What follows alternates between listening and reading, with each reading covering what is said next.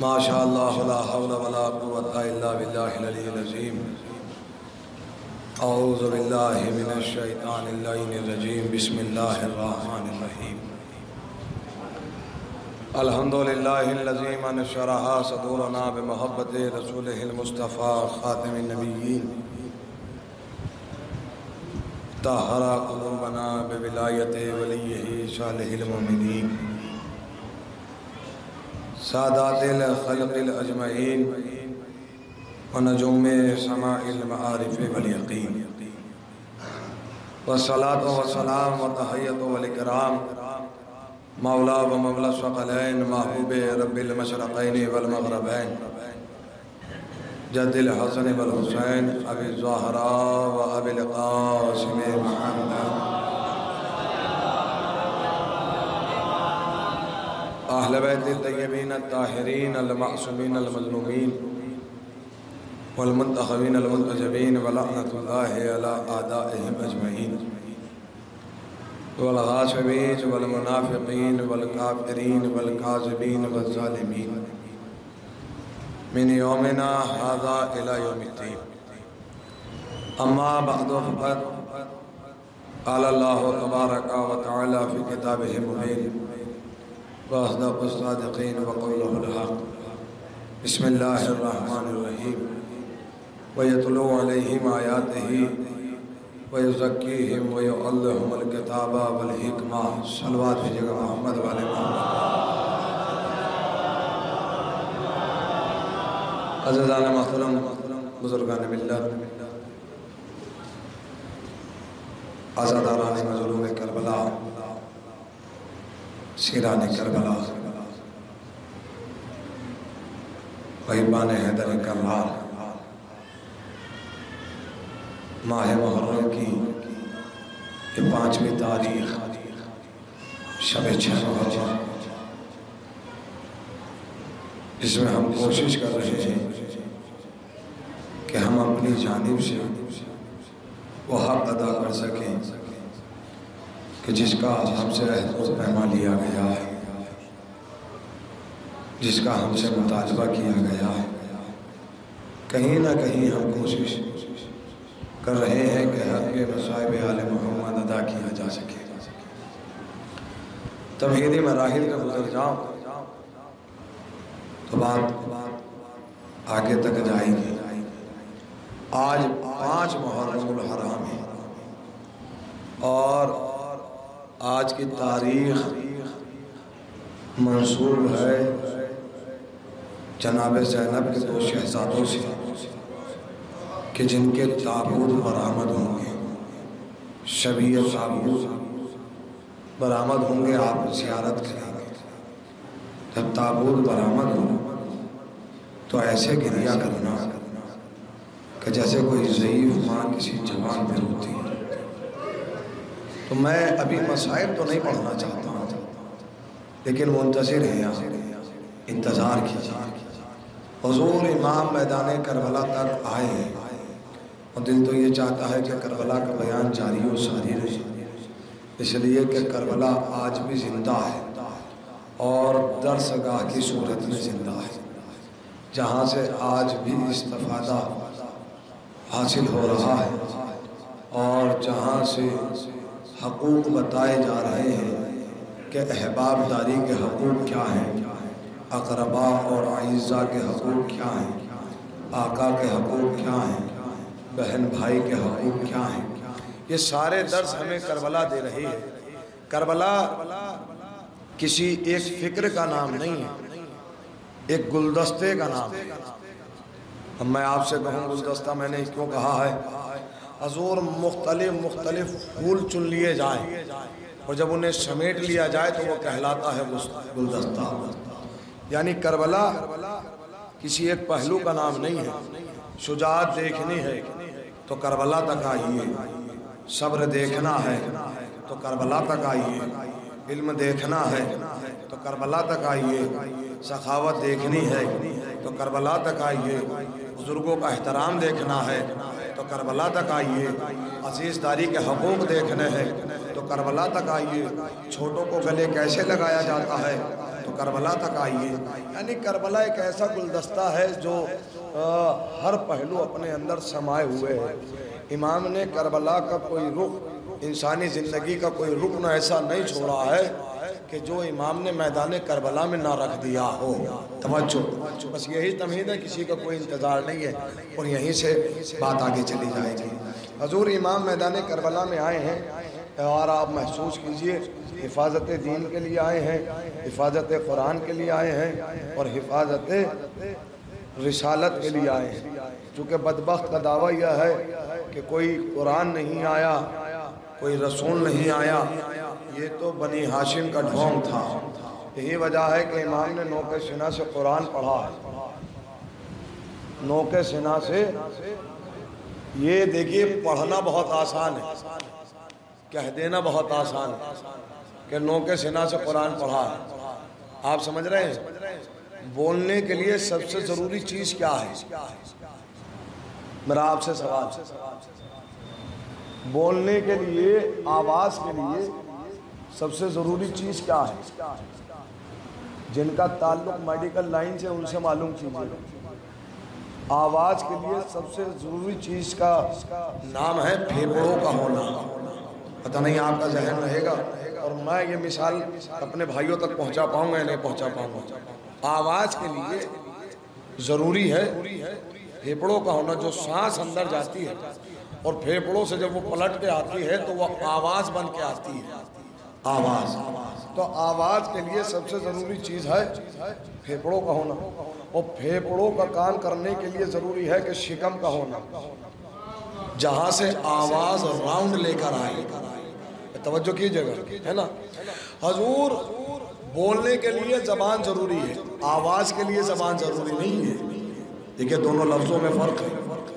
बोलने के लिए ज़बान ज़रूरी है, आवाज़ के लिए क्या गूंगों के पास आवाज़ नहीं होती है? होती है ना भाई, वो आ बोलते हैं तो आवाज़ आ रही है ना। इसका मतलब यह ज़बान का काम है आवाज़ को अल्फाज देना। मैं मेरे साथ रहे, मैं एक बड़े दकीक लफ्ज़ पे गुफ्तगू करना चाहता हूँ। आवाज़, ज़बान का काम है आवाज़ को लफ्ज़ देना, आवाज़ को अल्फाज देना। लेकिन आवाज़ के लिए ज़बान का होना ज़रूरी नहीं है। आवाज़ के लिए ज़रूरी है सांस का होना। जब तक इंसान के पास फेफड़े ना हो तब तक इंसान आवाज़ नहीं दे सकता। हुसैन है नौके सीना पर, जिस्म है मैदान करबला में। देखिए मैं फजीलत बयान कर रहा हूँ। हजूर ये पढ़ देना बहुत आसान है। नौके सीना पर इमाम ने कुरान की तिलावत ही इसलिए की कि जहाँ तुम सांस नहीं ले सकते वहाँ हम कुरान की तिलावत किया करते हैं। नौके सीना पे तिलावत करने का मतलब यह है कि जहाँ तुम सांस नहीं ले सकते। तो हजूर इमाम ने एक बात और साबित की है, हमारे बोलने के लिए हम सांसों के मोहताज नहीं हैं। शायद बात कहूँगा, हमारे बोलने के लिए हम जिस्मों के मोहताज नहीं। मैं फिर कह रहा हूँ, अगर जिस्म के मोहताज होते तो नौके सीना से ये मौजज़ा रोनुमा ना होता। इसका मतलब यह है कि ये बोलने के लिए जिस्म के मोहताज नहीं है। ये वो पैकर है जो नौके सीना पर आकर कुरान की तिलावत कर रहे हैं। और कुरान की तिलावत में भी इंतखाब जिस सूरे का किया है उस सूरे का नाम है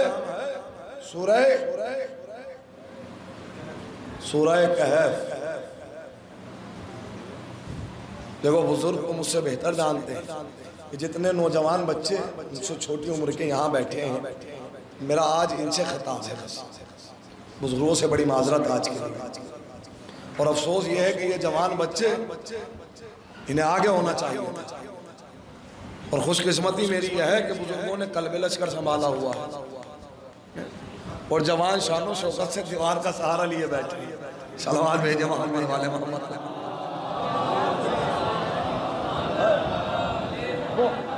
हजूर इन्हें आगे बिठाइए ताकि इन्हें आगे आने की आदत आए। बहुत सलावत भेजे मोहम्मद वाले मोहम्मद।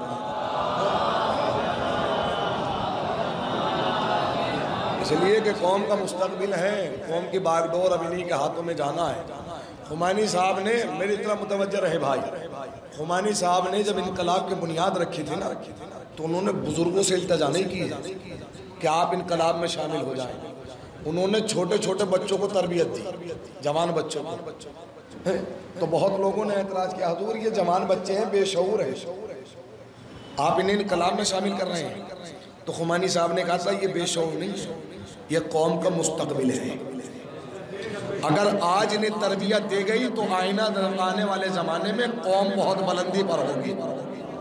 तो बुजुर्गों को चाहिए कि वो जवानों को आगे रखें, और रखने के लिए तरबियत का देना। तो मेरा खिताब आज आप जवानों से है।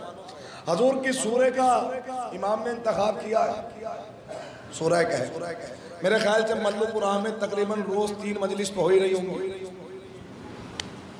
10 दिनों में 30 मजलिस। अगर मैं किसी जवान से पूछूं कि आपकी उम्र क्या है, तो 20 साल 22 साल। मल्लुकुरान में जवान हो गए 20 और 22 साल में। और अगर 3 मजलिस रोज़ हो रही हैं तो 10 दिनों में 30 मजलिस।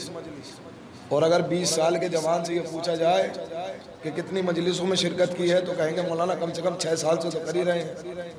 तो 6 साल का मतलब यह है, अगर इनको गुना कर लिया जाए या 10 साल कह लिया जाए तो 300 मजलिस। और 300 मजलिस, ये 300 मजलिस में से आप हटा दीजिए, आप 30 मजलिस पर आइए। और फिर उन जवानों से पूछा जाए कि आपने 30 छोड़िए 10 पे आ जाइए, आपने 10 मजलिस में से सीखा क्या है। देखिए ये जुमला बड़ा तल्ख है, बड़ी माजरत के साथ। अगर वो बता रहा है कि ये सीखा है, तो फिर उसका मजलिस में जाना का मकसद कामयाब हो गया। और अगर वो जैसा गया था वैसा ही पलटा है, तो खतीब तो अपने हिस्से की दाद ले गया, पढ़ने वाला तो अपनी इज्जत और अपनी दाद ले गया। फिर आपका फायदा क्या हुआ?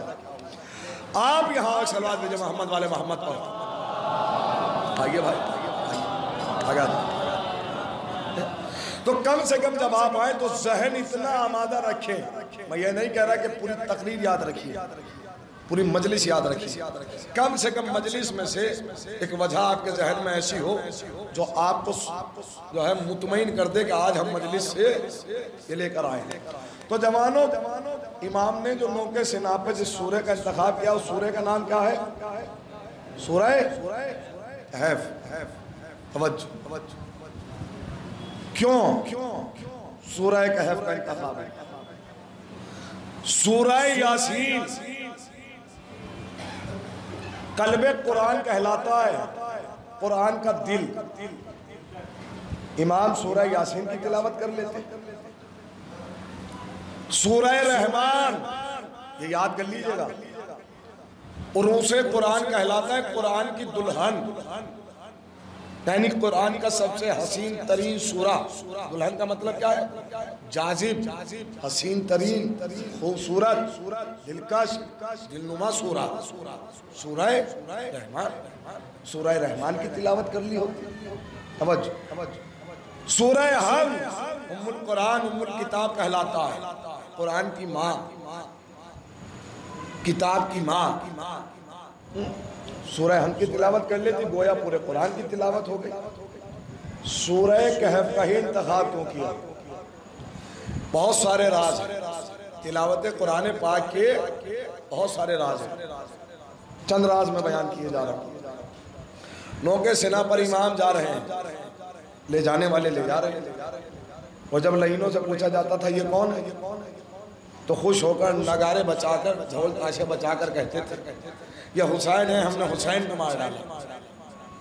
ये हर काम पर इमाम की मौत का ऐलान और उस पर फख्र करते थे कि हमने मारा है, हमने मारा है, हमने मारा है।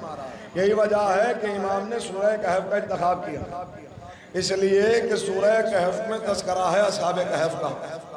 और असहाबे कहफ के मुकाबिल में भी एक जालिम बादशाह खड़ा था। असहाबे कहफ गार में जाकर सो गए। सोते हुए को लश्कर ने ढूंढ लिया, चाहते हैं कि मार दें, पर सोते हुए को मार न सके। हुसैन बताना ही ये चाहते हैं कि जब तुम सोते हुए को न मार सके तो जिंदा हुसैन को क्या मारोगे? जब तुम हक पर चलने वालों को सोते हुए न मार सके तो उसे क्या मारोगे जो नोक के सीना पे कलाम कर रहा है। तो किसका तस्करा है? असहाबे जालिम और जाबिर बादशाह। नाम है दकियानूस। आज भी कभी कभी मेथड मुहावरतन माकूले के तौर पे इसका नाम आ जाता है कि दकियानूसी बातें मत किया कीजिए।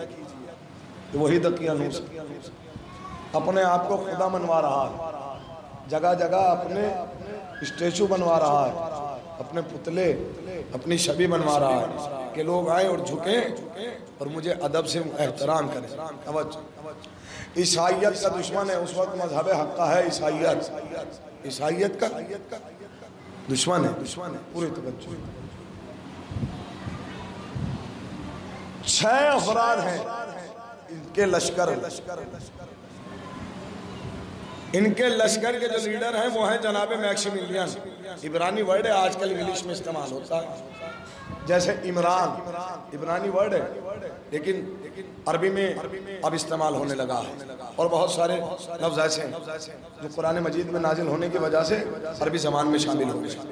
तवज्जो पूरी तवज्जो। जब इसे पता लगा कि मेरे लश्कर के अफराद, जब उनका राज और उनका अकीदा जाहिर होने लगा तो उसने कत्ल का मंसूबा बनाया।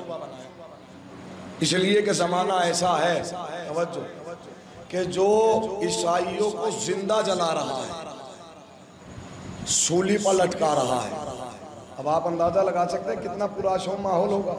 हजूर ये इस्लाम हम तक ऐसे ही नहीं पहुँचा है। हमें इसलिए हल्का लगता है कि हमारे अब्बा मुसलमान थे, पता नहीं चाहे नमाज़ा है कि नहीं है, इसलिए हमें आसान लगता है। वो ज़माना देखो कि जहाँ जिंदा औलादों के सामने, जवान माँ बाप के सामने जवान बेटों को जिंदा जलाया जा रहा हो और वो अपने ईमान में कितने मजबूत हैं कि बच्चे कुर्बान हो जाएं और दीन नहीं छोड़ेंगे। तवज्जो पूरी तवज्जो। तो जनाब मैक्सिमिलियन ने अपने ये जो 5 अफराद हो रहे हैं इनसे कहा कि अब यहाँ से हिजरत की जाए। जाने लगे। एक हम अकीदा और है, चरवाहा। मेरे साथ रहिए। चरवाहे ने देखा कहाँ जा रहे हो? कहा हिजरत कर रहे हैं। कहा मुझे नहीं लेके जाओगे? कहा आपके बारे में यहाँ कोई नहीं जानता है, आप महफूज हैं। कहा इससे कोई मतलब नहीं, जहाँ आप जाएंगे वहाँ फिर आपके गले का क्या होगा? ये जो भेड़ बकरियां हैं। तो कहा कि मैंने इन्हें राह खुदा में आजाद किया। अरे भाई चुपचाप छोड़ के चले जाते। राह खुदा में क्यों आजाद किया है? आजाद इसलिए किया अगर आजाद ना करते तो जो भी इन्हें लेके जाता वो कहलाता गासिब। मेरे साथ नहीं है आप भाई। जो भी इन्हें ले जाता वो क्या कहलाता? आजाद करने का मतलब यह है कि इसे जो भी ले जाओ सबके ऊपर हलाल। तवज्जो। तो राह खुदा ने आजाद किया। तो भेड़ बकरियां पाक जानवर है कि नहीं है ना? हलाल जानवर। लेकिन इन्हीं के साथ एक नजीस जानवर भी रहता है जिसे कुत्ता कहा जाता है। कल्ब छोटे काफ वाला। पूरे कुरान मजीद में 7 मरतबा ये लफ्ज आया है। लफ्ज कल्ब कितने मरतबा आया है? 7 मरतबा। नजीस जानवर जो है, जो पाक जानवर है वो तो रह गए, और वो जो नजीस जानवर है वो मालिक का पीछा नहीं छोड़ता है। मालिक है कि भगाना चाह रहा है, तवज्जो, ढेले मार रहा है, लेकिन यह है कि हुजूर मार दीजिए, लेकिन आपका साथ। अल्लाह ने अपने मालिक से वफादारी का सिला ये दिया कि जब तक असहाबे कहफ का जिक्र जिंदा है तब तक इसका जिक्र जिंदा रहेगा। बहुत सन्नाटे में हाँ मैं एक दलील बना रहा था हुजूर। भाई नजीस जरूर है, नजीस जरूर है, लेकिन अगर मालिक का वफादार हो तो अल्लाह कुरान में तारीफ करता हुआ नजर आता है। और अगर कोई पाक भी हो और वो नबी ने बगावत पे उतर जाए तो अल्लाह तारीफ नहीं करता है, लानतें भेजता है। तो हुजूर मामला है वफादारी का, मामला है वफादारी का। इसने बहुत ढेले मारे, नहीं भागा तो कहा चलिए आने दीजिए, लीजिए ये गार में आराम के लिए लेट गए। अल्लाह ने नींद को तारी की। तमाम वाक़े आपका ज़हन आलिया में महफूज है। कुछ मुद्दत के बाद इन्हें उठाया गया और फिर सुला दिया गया। अगर सुला ही रखना था तो उठाया क्यों? पैसे बहस नहीं, एक दिन के लिए उठाया या 10 दिन के लिए उठाया। अगर सुलाए रखना था तो उठाया क्यों? ताकि जमाने वाले को ये पता चल जाए कि ये जिंदा हैं, मरे नहीं हैं। भाई उठाने का मकसद क्या? और भी बहुत सारे राज हैं, बात वाज़ेह हो जाएगी। 7 अफराद गार में सो रहे हैं और गार के दहाने पे सो रहा है एक नजिस जानवर जिसे कुत्ता कहा जाता है। एक मुद्दत के बाद इन सबको उठाया। ये 7 इंसान उठे और उस कुत्ते को भी उठाया गया। हजूर मैं पढ़ चुका मजलिस, अल्लाह बताना ये चाहता है ये 7 अफराद हैं मासूम सिफत, जिन्हें अल्लाह ने नींद का गलबा दिया। इन मासूम सिफत के पहलू में एक नजीस जानवर सो रहा है जिसे कुत्ता कहा जाता है। अल्लाह ने जब इन्हें उठाया तो भाई ऐसा तो नहीं हुआ कि कुत्ता मासूम के पहलू में सोकर जब उठा हो तो मोमिन बन के उठा हो। नहीं, बहुत सन्नाटे में थे, शायद मैं जुमला नहीं पहुंचा पाया। अल्लाह ने जब इन्हें उठाया तो भाई मासूम सिफत उठे और कुत्ता उठा। यानी अल्लाह ये बताना चाहता है कि अगर कोई कुत्ता मासूम के पहलू में सो जाए तो जब हम उसे उठाएंगे तो मासूम उठेगा। आपके जहनों की जिम्मेदारी है, मुझे अपने जुमलों की जिम्मेदारी है। एक सलवात भेजेगा मोहम्मद वाले मोहम्मद को। भाई आपके जहनों की जिम्मेदारी आप जब हम उठाएंगे तो मासूम। तो इसका मतलब ये कल भी मेरा गुफ्तगू का मकसद यही था, पहलुओं का कोई कमाल नहीं है, कमाल पहलुओं को नहीं है। लीजिए उठे तो चरवाहे से कहा कि हम कितना सोए होंगे? उसने कहा हजूर 1 पहर या 2 पहर या 6 पहर या बहुत हुआ तो 1 दिन। लेकिन जिस्म अकड़े हुए थे। जनाब मैक्सिमिलियन ने कहा नहीं, जिस्म की थकान बता रही है कि हम कम से कम 2 दिन सोए हैं। तवज्जो, जिस्म की थकान बता रही है कि हम कम से कम। चरवाहे से कहा जब लोगों अल्लाह ने तो भूख को तारी किया तो चरवाहे से कहा आपको कोई नहीं पहचानता है, जाइए आप बस्ती से ग़िज़ा का एहतमाम कीजिए, रोटियां ले आइए। चरवाहा गया। अब जो वहाँ पहुँचा है तो वहाँ तो मामला ही अलग है। जालिम का तख्ता पलट गया, हुकूमत ख़त्म हो गई है और इस्लाम का बोलबाला होने लगा है। अब मैं एक जुमला कहना चाहता हूँ, हजूर अगर अकीदा मजबूत हो तो हुकूमत चाहे जितनी बड़ी जालिम है, अल्लाह ऐसे मदद भेजता है कि आपको पता भी नहीं चलता और मदद हो जाती है। भाई असहाबे कहफ को पता नहीं चला, अल्लाह ने हिफाजत की, लेकिन उनके अकीदे और उनके ईमान में कमी नहीं आई है। अकीदा मजबूत था, उससे लो लगाई हुई थी। अब उसने कहा कि हजूर वहाँ तो तख्ता पलट गया, वहाँ तो दकियानूस का ज़माना है ही नहीं। उन्होंने सोचा शायद कोई वहम हो, गए। अब जनाब मैक्सिमिलियन खुद गए तो क्या देखा, ये तो सच है, ईसाइयत का बोलबाला है, दकियानूस का ज़माना ख़त्म हो गया। इन्होंने ये इरादा किया कि पहले मैं अपने साथियों के लिए ग़िज़ा का अहतमाम कर लेता हूँ, फिर ये मामले की तहकीक करता हूँ कि क्या है।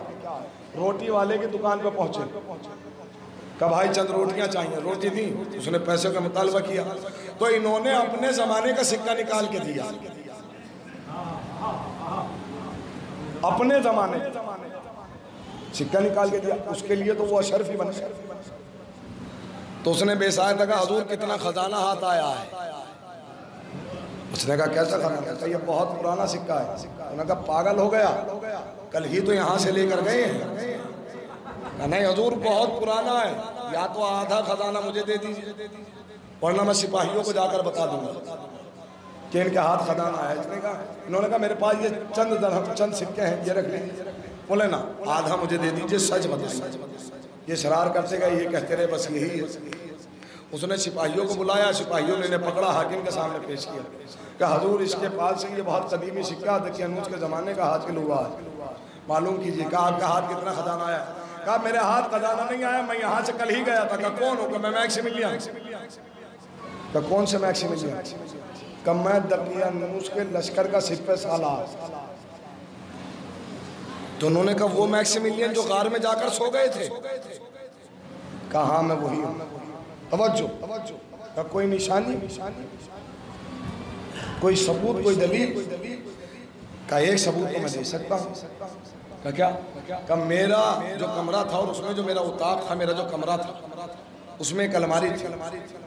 उस अलमारी के पीछे के दरवाजा, उस दरवाजे से एक गुफा आती है जो बस्ती से बाहर निकाल देती है। हम उसी रास्ते से छुप कर निकले थे। तवज्जो। तब हमारे घर पर हमला हुआ था तो हम उसी रास्ते पर, और मैं अपनी जोजा और अपने बेटे को छोड़कर गया था। अपनी जोजा और अपने बेटे को छोड़कर गया। लीजिए ये गलियों को पहचानते हुए अपने घर जा पहुंचे। दक्कुल बाब किया, दरवाजा खोला तो देखा एक ज़ईफ है जिसकी कमर झुकी हुई है, हाथ में असा। जैसे ही उस ज़ईफ ने दरवाजा खोला और सामने जनाबे मैक्सिमिलियन को देखा तो कहा अस्सलामु अलैका या जद्दी, ऐ मेरे जद आप पर मेरा सलाम। हजूर ये वो ज़माना नहीं था कि जिसमें कैमरे चल रहे हों। ये आने वाला कौन है? ये है जनाबे मैक्सिमिलियन का परपोता।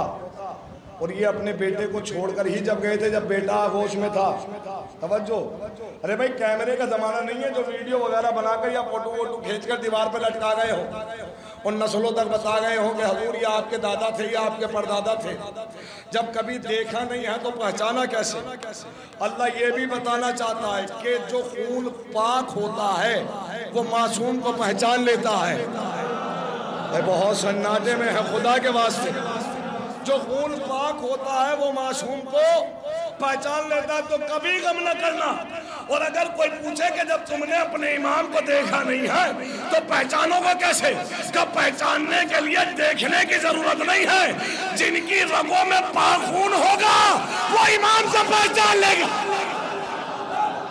एक सलवात भेजेगा मोहम्मद वाले मोहम्मद को। जिनकी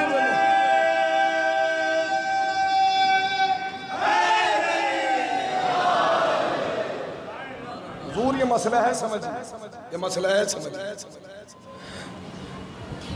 दरवाजे पे है जनाबे मैक्सिमिलियन के पोते ज़ईफ, हाथ में असा है, और दादा आए हैं तो जवान। लीजिए मैं मजलिस खत्म कर चुका, पर पोता है ज़ईफ और दादा आए हैं जवान। मैं फिर लफ्ज़ दोहरा रहा हूँ, पर पोता है ज़ईफ और दादा आए हैं जवान। इसका मतलब ये है कि अल्लाह जिसे ले जाता है ना उस पर बुढ़ापा नहीं आने देता।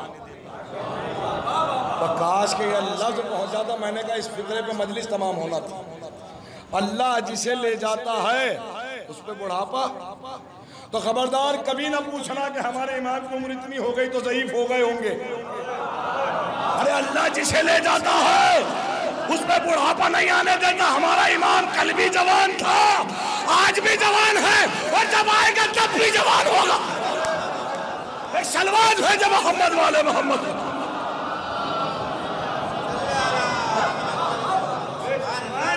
अल्लाह जिसे ले जाता है उस पर बुढ़ापा नहीं आने देता। और ये रिवायात है, ये रिवायात है। इमाम जब आएंगे तो वही जाहो हशन होगा, वही जवानी होगी। तवज्जो। और ये एक दफ़ा नहीं हुआ है, तारीख में बारहा हुआ है कि अल्लाह ने जिसे महफूज किया है उस पर बुढ़ापा नहीं आने दिया है। ये बारहा हुआ है। जनाबे खिज़र को जो है पानी पर मुसल्लत किया गया। तवज्जो। तो जनाबे खिज़र जो है रिसालत माब से मुलाकात करने के लिए आए, मस्जिद नबवी में बैठे हुए हैं। मुलाकात की और जाने लगे और चले गए। पूरी तवज्जो, पूरी तवज्जो। तो साहबियों ने पूछा कि ये कौन थे?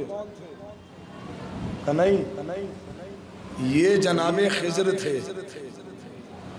कहा इतने सालों से ये जवान ही हैं, इसका मतलब ये अल्लाह जिसे ले जाता है उसे बूढ़ा, यही तो रिसालत में आपने फरमाया था।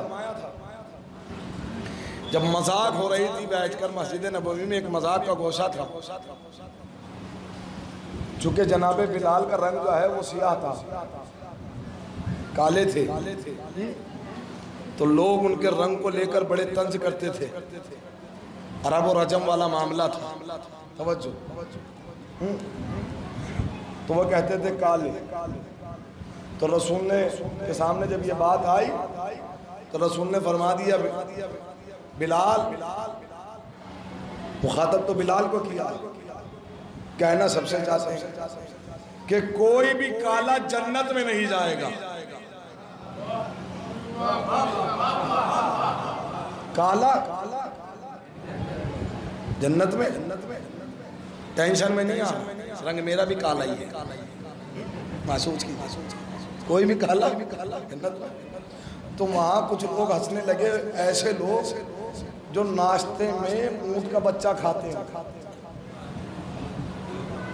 तारीख है, मैं बयान नहीं कर रहा हूँ, तारीख है।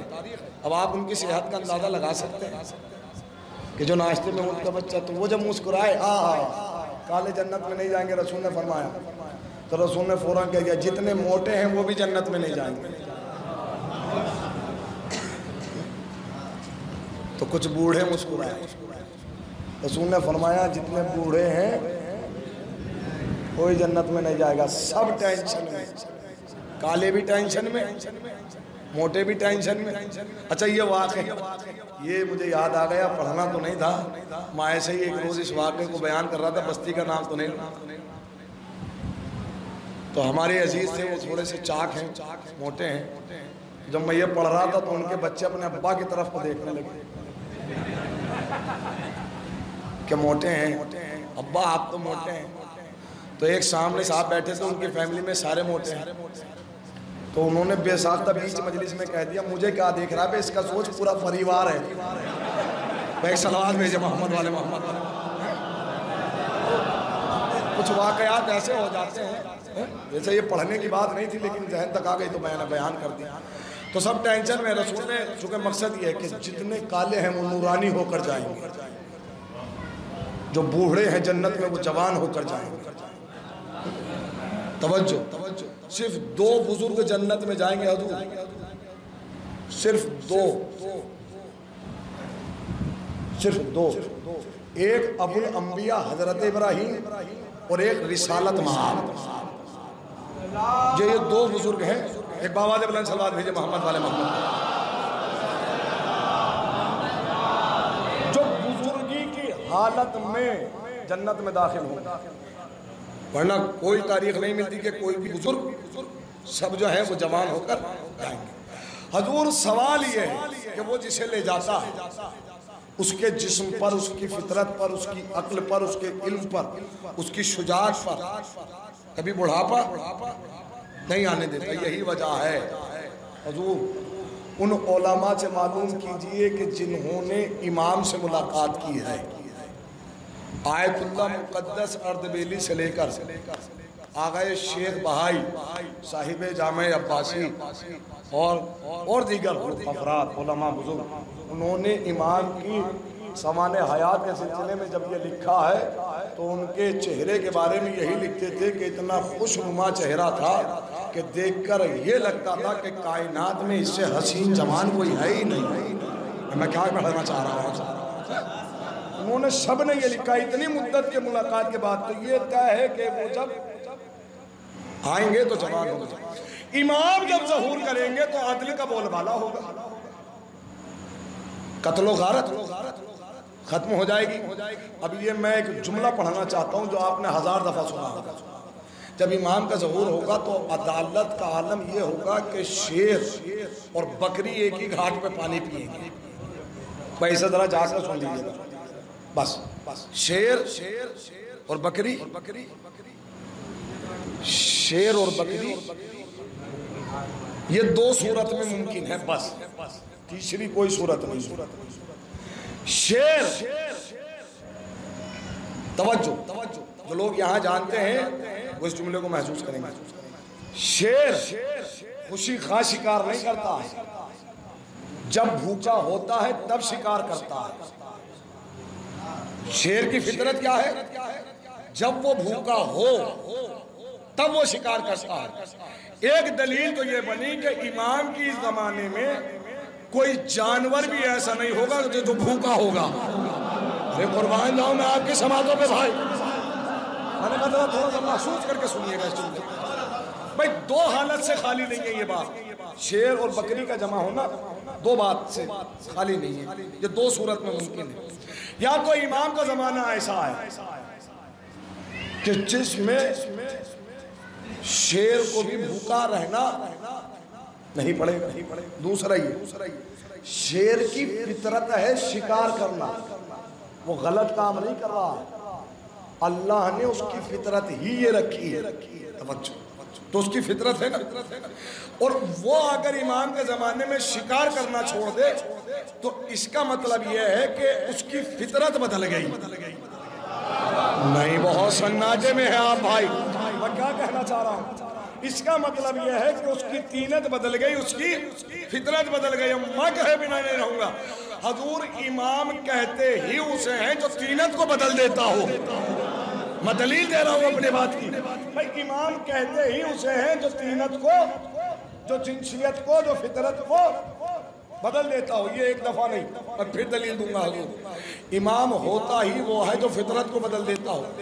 और ये एक मर्तबा नहीं हुआ, 1000 मर्तबा हुआ, बार बार हुआ कि जब इमाम ने जिनसियत बदली हो, जब इमाम ने फितरत बदली हो, जब इमाम ने तीनत बदली। फकीर शाम का दरबार है, इमाम मिंबर पर तशरीफ फरमा, इमाम हसन, इमाम अपना सजरा सुना रहे थे और जो साहिब तख्त है उससे कह रहे थे तू अपना सजरा सुना। तो वो तो कुछ नहीं बोला, उसकी हिमायत में उसका सपोर्टर खड़ा हो गया। इमाम ने बस मुस्कुरा कर कहा तुझे शर्म नहीं आई, मर्दों में चली आई। बहुत सन्नाटे में है आप खुदा, मेरा जिस्म मेरा साथ नहीं दे रहा। मैं बता रहा हूँ कि इमाम ने कितने मकामात पर जिनसियत बदली है। तो लोग हैरान हो गए, इमाम हसन मर्द को औरत के अल्फाज से पुकार रहे हैं। लोगों ने उसकी तरफ को देखा तो वो जो रीशे मुबारक थे वो फौरन गिर गए, जिनसियत तब्दील होने लगी और ये खातून में तब्दील हो गया। और करीब आ जाए, और करीब आ जाए। फिर किसी हाकिम का दरबार है जिसे हारून रशीद कहा जाता है, फिर फर्जंदे रसूल को बुलाया गया है, सामने जादूगर है, इमाम के हाथ से निवाला गायब कर रहे हैं, कालीन पे बनी हुई तस्वीर है। इमाम ने इशारा किया कि तुम अपने वक्त के इमाम की तौहीन बर्दाश्त कर रहे हो। कालीन पे बनी हुई तस्वीर जिस्म और जान के साथ बाहर आई। भाई शेर बाहर आए, जादूगरों को खाया और वापस कालीन बन गई। लीजिए बात तमाम, हर शय अपनी असली की तरफ पलटती है। भाई शेर निकल के आए थे कालीन में से। कालीन किस चीज का था? कपड़े का ही होगा, लोहे का लकड़ी का कालीन नहीं होता। यह अलग बात है कि कौन से कपड़े का। तो शेर कपड़े में से निकल कर आए और वापस कपड़ा बन गए। बात समझ में आती है? अपनी असल से आए और असल में बदल गए। बात समझ में आती है? जादूगर तो बेचारे घर से आए थे। अरे भाई चलो, शेर ही कपड़े में से आए थे, वापस कपड़ा बन गए। जादूगर तो अपने घर से आए थे। कभी आपने सुना कि किसी तारीख ने लिखा हो कि कालीन हटाते वक्त कालीन के नीचे से हड्डियों का चूरा निकला हो? बहुत सन्नाटे में है आप। किसी ने बैठते वक्त कहा हो कि हमारी हड्डी चुभ गई हो? नहीं ना। क्यों हजूर, वो तो घर से आए थे, ये कपड़ा क्यों बन गए? मैं फिर कह रहा हूँ, इमाम होता ही वो है जो जिनसियत बदल के। बहुत सन्नाटे में है आप। हजूर इमाम होता ही वो है जो फितरत बदल दे, जो जिनसियत बदल दे। इमाम अगर चाहते मैदान करबला में अपने इख्तियार का इस्तेमाल करके न जाने कितनों की तीनत और फितरत बदल जाती है, लेकिन वो ये चाहते हैं कि कोई चलकर आए तो अपनी फितरत के साथ, अपने ईमान के साथ, अपने अकीदे के साथ।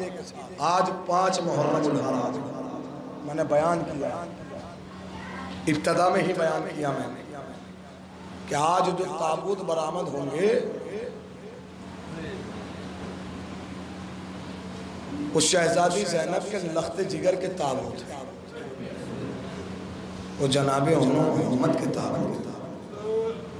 आप इंतज़ार कर रहे हैं कि शबीय ताबूत बरामद हो तो हम ज़ियारत करें, हम कांधा दें, हम अपने कांधे पर रखें। तवज्जो, बस महसूस कर लीजिएगा। अज़ादा हजूर आपका इंतज़ार कुछ भी नहीं है। जो दरे खेमा पर सकीना इंतज़ार कर रही हैं कि मेरे भाई मक्तल में गए हैं, पर रोने के लिए यही भी मुलाकात। फ़ज़ाइल में कमी रही हो अज़ादारो, आज मसाई में कमी ना बने। क़यामत के फिक्र है। मैं 2 लफ्ज़ पढ़ना चाहता हूँ। ख़ानदाने बनी हाशिम में से मैदान करबला में जज्बा देखिएगा आप, जज्बा ख़ानदाने बनी हाशिम में से जितने भी जवान मैदान करबला में मौजूद हैं, इन सब में सबसे पहले शहीद होने वाले जनाबे औना मोहम्मद हैं। जनाबे ज़ैनब ने कहा भाई हुसैन सबसे पहले मेरे बच्चे मैदान में जाएंगे, सबसे पहले मेरे लाडले जामे शहादत मौजूद। शायद एक वजह यह भी हो कि अगर करबला के किसी भी माँ को यह एहसास ना हो कि मेरा बेटा पहले मारा गया। जमाना ने हाशिम में से सबसे पहले शहीद होने वाले जनाब औना मोहम्मद हैं। फरमाती हैं शहजादी भाई मेरे बच्चों को इजाज़त, मेरे बच्चों को इजाज़त दो कि वो मैदान में जाएं। पहलू में गाजी अबुल फजल अब्बास खड़े हैं, बड़ी हसरत से आका हुसैन को देख रहे हैं। चाहते आका ये हैं, गाजी चाहते ये हैं कि आका इन्हें रोक दे और मुझसे कहें कि अब्बास अब तुम मैदान की तरफ। गाजी चाहते हैं कि मेरी शहजादी के बच्चे महफूज रह जाएं और मैं मैदान करबला की तरफ रवा दवा हो जाऊं। बड़े नफ्सियाती शहादत तो नहीं पढ़ूंगा, लेकिन 2-3 नफ्सियाती जुमले, 2 जुमले माँ के हवाले से, 2 जुमले इमाम के हवाले से महसूस कीजिएगा। दोनों भाई ने, जनाबे ज़ैनब ने दोनों भाइयों को अपने हाथों से आरास्ता किया। बेटे मक्तल में जा रहे हो, नसीहत कर रही है जनाबे ज़ैनब, मेरे लाल अगर दरिया पे कब्जा हो जाए तो खबरदार पानी ना पीना। अल्लाह अकबर, खुदा पैगम ना दे। मैं फिर कह रहा हूँ, करबला में अलकमा पे सबसे पहला कब्जा करने वाले जनाबे औना मोहम्मद हैं। महसूस कीजिए। इधर भाई से कहेंगे भाई मेरे बच्चों को इजाज़त चाहिए। इमाम ने इजाज़त दी दोनों बच्चों को। दोनों भाई ख़याम हुसैनी से चले मक्तल की तरफ। बस ये मंजर देख लीजिए अल्लाह के वास्ते, और बस एहसास कर लीजिए। देखिए कोई खतीब किसी को नहीं रुलाता है, इंसान का ज़मीर है जो छलकता है और फूट कर आंसुओं में बहने लगता है। यह एहसास है जो मरते हैं, यह एहसास, यह हसास मंजर है जो हमें रोने पर मजबूर कर देते हैं। 2 नौनिहाल, 2 भाई खेमे से रुखसत हो रहे हैं और 2 भाई रुखसत कर रहे हैं। 2 भाई मक्तल में जा रहे हैं, 2 भाई खड़े हुए देख रहे हैं। जाने वालों का नाम औना मोहम्मद है, रुखसत करने वालों का नाम हुसैन और अब्बास है। अल्लाह, 2 भाई मक्तल की तरफ जा रहे हैं। 2 भाई जैसे जैसे औना मोहम्मद मक्तल की तरफ जाते हैं, गाजी की बेचैनी बढ़ती जाती है। गाजी जमीन करबला पर बैठ गए। फरमाया आका अगर मुझे रन की इजाजत मिल जाती। तो इमाम ने क्या फरमाया, भाई तुम मेरे लश्कर के लंबरदार, आका मुझे इजाजत मिल जाती, तुम मेरे लश्कर के लंबरदार हो। अरबाबे में कातिल लिखते हैं कि जनाबे औना मोहम्मद ने वो हमला किया कि लश्कर अलकमा को छोड़ के भागने लगा और अलकमा पे कब्जा कर लिया। लेकिन जनाबे ओनो मोहम्मद ने दरियाए अलकमा को देखने के बाद फरमाया, अलकमा हम 3 दिन से प्यासे जरूर हैं पर तेरा पानी नहीं पिएंगे, इसलिए कि खेमे में हमारी 4 साला बहन सकीना। अल्लाहु अकबर। खुदा कोई गम न दे सिवाय मजलूम करबला के अज़ाब। अल्लाह के वास्ते जितना गिरिया कर सकते हैं कर लीजिएगा। न जाने अगला साल हमें नसीब हो या ना हो, हम मुहर्रम मनाएं या ना मनाएं, न जाने हम आपके दरमियान हो या ना हो, न जाने ये कैफियत हो या ना हो, न जाने कितने मोमिनीन हमारे दरमियान से चले गए, न जाने कि हयात हमें कब धोखा दे दे, ये हमारी सांस कब छीन ली जाए, हमारी ज़बानें कब बंद हो जाएं, हमारी आंखें कब बंद हो जाएं। जितना अश्क बार हो सकते हैं तो हो लेना। सुनोगे, ये सोच के ज़ियारत करना, ये वो बच्चे हैं कि जिनके जनाजे में उनका बाप शामिल ना हो सका। अल्लाहु अकबर। जिनके जनाजों में उनका बाप शामिल ना हो सका। अरबाब मकातिल लिखते आजाद और क़यामत के फिक्र पढ़ रहा हूँ। अलकमा हम प्यासे जरूर हैं लेकिन तेरा पानी नहीं पिएंगे, इसलिए कि खेमे में हमारी बहन सकीना प्यासी। खेमे को अबूर किया, अलकमा को अबूर किया और जालिमों के खेमों पे हमला किया। अभी जालिम के खेमे की तनाबे काटी ही थी कि मक्तल से क़याम हुसैनी से आवाज़ आई, पलट आओ। अल्लाहु अकबर। अभी ये नौनिहाल पलट रहे थे कि लश्कर ने इस पर हमला किया। मालूम है ज़ादारो, जो ज़ियारत के लिए गए उन्होंने जनाबे उन्होंने मोहम्मद के रोज़े देखे होंगे। अलकमा से बहुत दूर रोज़, अलकमा से सब शहदा के लाख करीब करीब है और जनाबे उन्होंने मोहम्मद के रोज़े इसलिए कि सबसे दूर सैयद सज्जाद ने दफन किया है अपने हाथों से। मैं 2 जुमले पढ़ना चाहता हूँ, बस तसव्वुर कर लीजिए। सुनेंगे, जिस वक्त ये नौनिहाल इनसे ज़ीन पे न संभला गया और इन्होंने आवाज़ दी, मामू जरा मदद के लिए आइए। सुनेंगे, इमाम हुसैन से पहले गाजी अबुल फजील अब्बास ज़मीन छोड़ गए। आवाज़ दी, आका शहजादी के बच्चे ज़मीन करबला पर। अल्लाहु अकबर। आका इमाम हुसैन और गाजी अबुल फजील अब्बास नहरे अलकमा की तरफ चले, नहरे अलकमा की तरफ। अब मैं जो जुमला पढ़ना चाहता हूँ बस उसका एहसास कर लीजिएगा। मैं जो रिवायत पढ़ने जा रहा हूँ सुनेंगे। इमाम जब भी मैदान में किसी शहीद के पास गए हैं तो इतनी मोहलत मिल जाती थी कि इमाम पहुंच जाते थे उसकी हयात में। गाजी के पास पहुंचे तो गाजी बाहयात थे, कलियल जवान अली अकबर के पास पहुंचे तो जवान बाहयात थे। मैं कुछ कहना चाह रहा हूँ, कासिम के पास पहुंचे तो कासिम बाहयात थे। आवाज़ आ रही, लेकिन सुनेंगे मैं जो जुमला कहना चाहता हूँ, ये करबला के वो मजलूम शहीद हैं कि जो हुसैन के आने से पहले दुनिया से रुखसत हो गए। अल्लाहु अकबर। न कोई वसीयत कर सके, न कोई तमन्ना का इजहार। अल्लाहु अकबर। जब इमाम हुसैन और गाजी अबुल फजील अब्बास उन्होंने मोहम्मद के लाशों पर पहुंचे, इमाम ने फरमाया गाजी अश्कबार है, इमाम अश्कबार है। इमाम हुसैन फरमाते हैं, अब्बास एक का लाशा आप उठाइए, एक का लाशा मैं उठाता हूँ। अरबाब मकातिल लिखते हैं कि ओन का लाशा इमाम हुसैन के हाथों में, मोहम्मद का लाशा गाजी अबुल फजील अब्बास के हाथों में। या लफ्ज़ बदल दूँ, 2 भाइयों के लाशें 2 भाइयों के हाथों में। बड़ा हसासियत भरा मंजर हो। भांजों के लाशें मामूओं के हाथों में। और बाबे मकातिल लिखते हैं कि जब ये खेमे की तरफ चले हैं ना और खेमे की तरफ जा रहे थे, जैसे जैसे खेमा करीब आता जाता था वैसे वैसे अब्बास के कदम रुकने लगते थे। पता नहीं मैं ये मंजर पढ़ पाऊंगा या नहीं पढ़ पाऊंगा। जैसे जैसे खेमा करीब आता जाता था वैसे वैसे गाजी के कदम रुकने लगते थे। इमाम कुछ कदम आगे हो गए। इमाम ने पलट कर देखा कि अब्बास पीछे रह गए। फरमाया, अब्बास आगे क्यों नहीं आते? तो तड़प कर कहा, आका अरे शहजादी के सामने अपने भांजों के लाशे। खुदा कोई गम न दे सिवाय मजलूम के। अदादारों में मंजर नहीं पढ़ सकता, मैं और मसाइब नहीं पढ़ सकता, लेकिन मैंने वादा किया है कि एक माँ की मुसीबत पढ़ना है।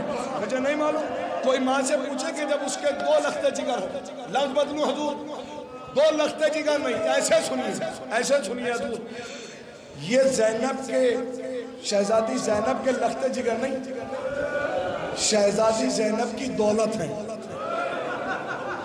सारी जिंदगी का सरमाया है।